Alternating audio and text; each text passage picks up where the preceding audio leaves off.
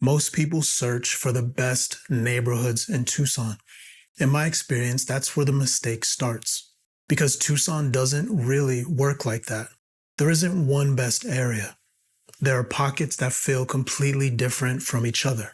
And one of them will fit your life better than the others. If you don't understand that before you buy, that's where people usually start to feel the friction.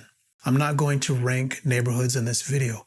What I want to do instead is walk you through how Tucson actually functions and how to think about it in a way that helps you avoid choosing the wrong area. Because most people don't regret Tucson. They regret where they ended up inside Tucson. And that usually comes from making a decision in the wrong order. One of the first things to understand is that Tucson is not one market. It's a collection of micro environments. You can be 10 or 15 minutes apart and have completely different daily experiences. Different space, different density, different driving patterns, different social feel. And those differences don't show up clearly when you're just looking at listings online.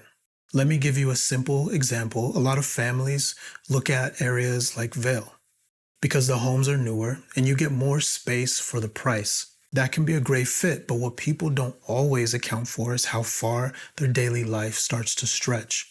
Schools, activities, errands, work, all of it adds up. At first, the drive doesn't feel like a big deal, but when you're doing multiple trips, multiple times a week in the middle of summer, that's when it starts to change how your days feel. That's not a bad decision, it's just one that needs to match your tolerance. Now compare that to a place like Oro Valley. There's more structure, more predictability, closer access to certain daily needs, but you usually trade off space and price per square foot. Some families love that balance. Others feel like it's more structure than they expected. Now neither is better, but they feel very different once you're living there. And then you have areas like the Catalina foothills. Elevation, views, more privacy.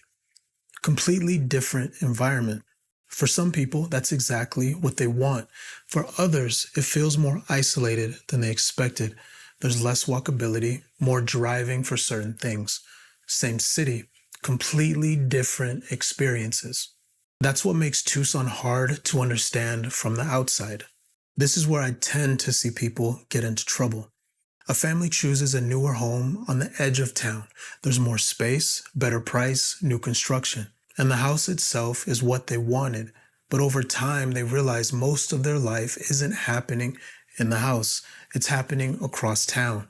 Activities, schools, routines. Everything requires more driving than they initially expected. Nothing is wrong, but it takes more effort. And that's where the friction shows up.